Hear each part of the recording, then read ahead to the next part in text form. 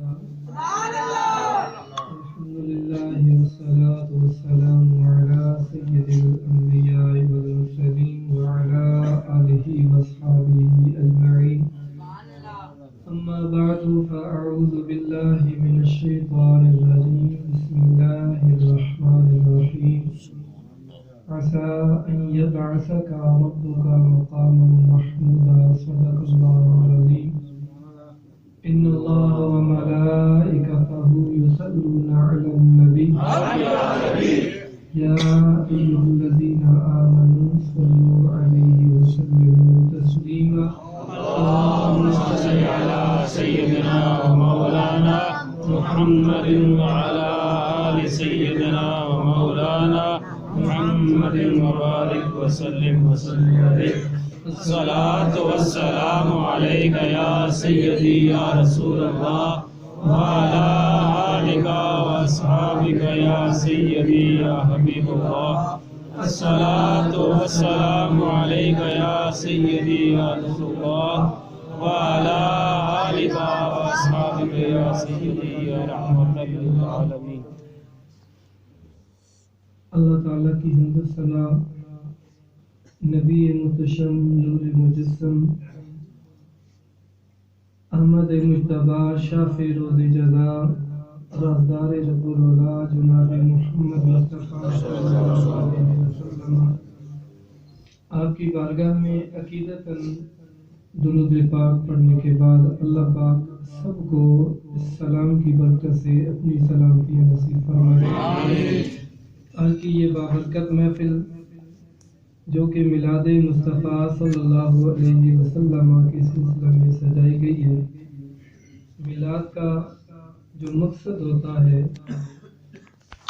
سب سے پہلا کہ حضور کے ذکر کے ساتھ اپنی نسبت قائم کرنا ہے،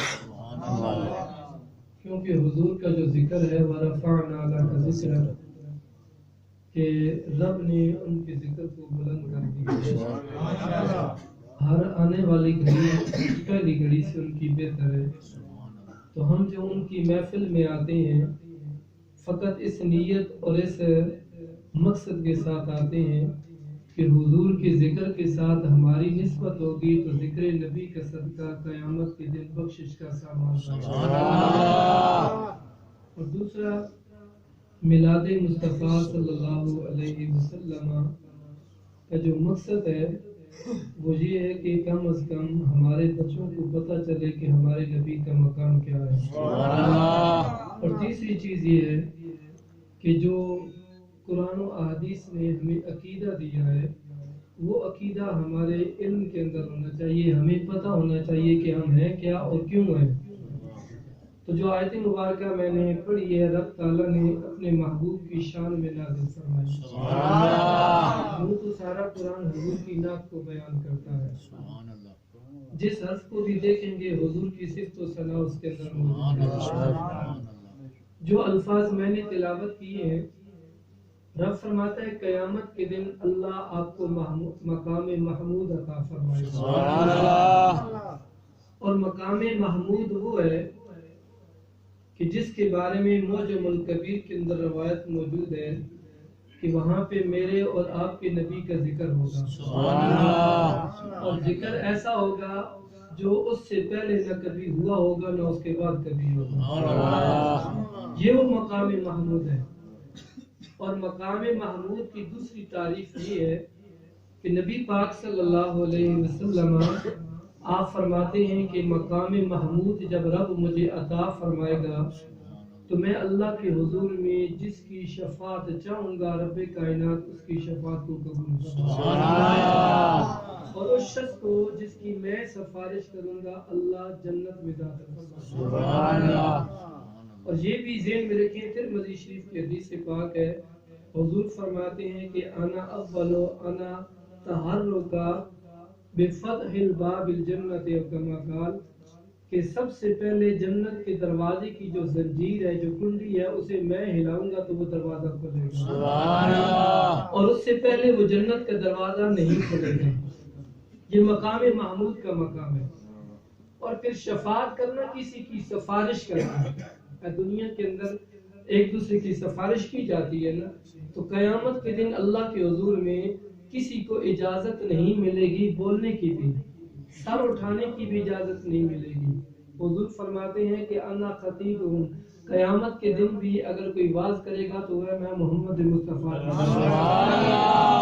قیامت کے دن بھی میں ہی خطیب ہوں گا، انبیاء بھی میرا ہی واز سنیں گے، اور رب بھی یہ فرمائے گا قل میرے محبوب تو کہہ تو صحیح، یسمعو جتنے بھی ہیں سارا تیرا ہی کلام سنے گا۔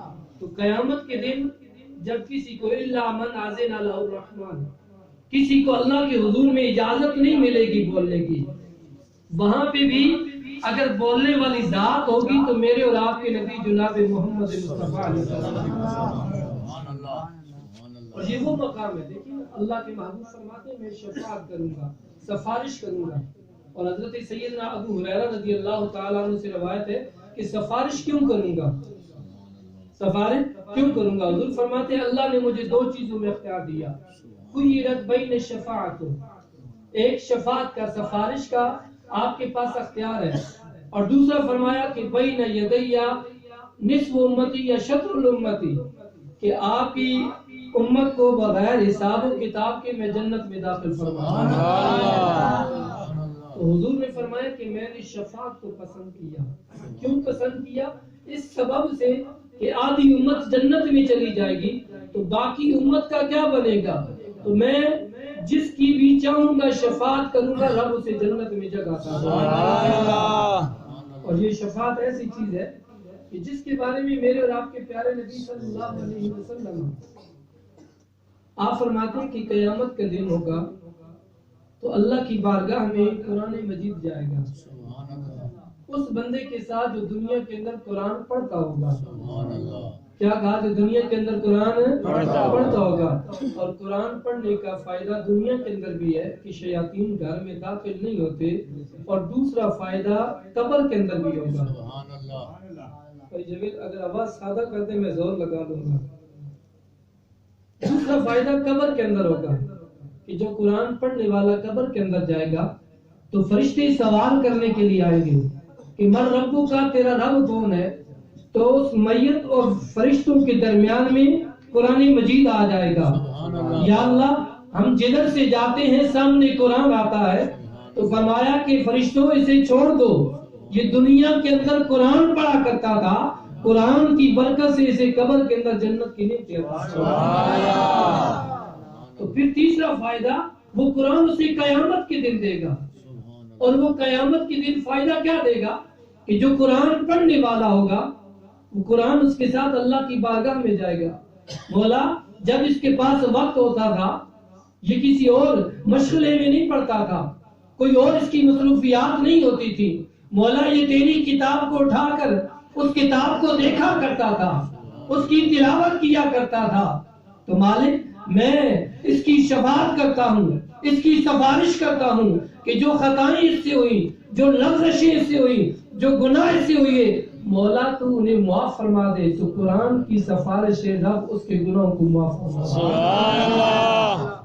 ذرا توجہ کریے کہ جس ذات پہ قرآن آیا وہ اگر قرآن شفاعت کر سکتا ہے تو جس پر نازل ہوا وہ بدرجہ اولا شفاعت کرے گا۔ بلکہ اللہ کے محبوب کریم علیہ السلام فرماتے صحابہ میری شفاعت تو بہت بات کی بات ہے۔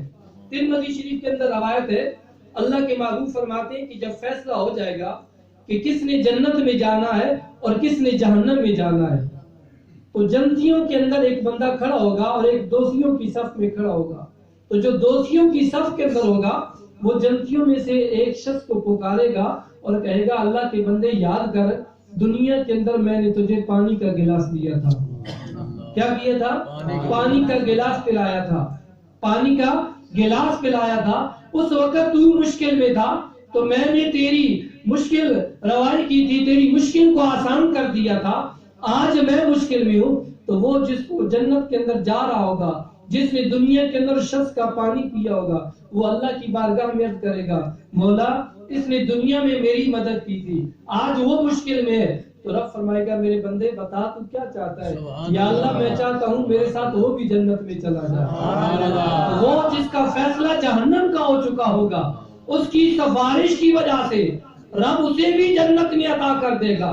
تو جس نبی کے غلاموں کا یہ مقام ہے کہ اگر وہ اللہ کی بارگاہ میں عرض کر دیتے ہیں تو رب غلاموں کے صدقے سے دوسروں کو جنت عطا کر دیتا ہے۔ تو جس نبی کا صدقہ یہ مقام ملا وہ رب کائنات کا محبوب ہوگا۔ وہ نبی اتنی شان والا ہے کہ علامہ ابن جوزی رحمۃ اللہ علیہ، آپ سب کے ذہنوں کے اندر یہ بات موجود ہوگی، آپ کے علم کے اندر ہے اور سن رکھا آپ نے کہ نبی کریم علیہ الصلوۃ والسلام جب آپ دنیا کے اندر تشریف لائے تو حضور نبی کریم علیہ الصلوۃ والسلام نے آتے ہی سجدے میں سر رکھ دیا، اور سجدے میں رکھ کر کیا کہتے ہیں؟ رب ہب لی امتی، مولا میری امت کو نگارا، میری امت کو معاف فرما۔ تو جب حضور سجدے میں سر رکھ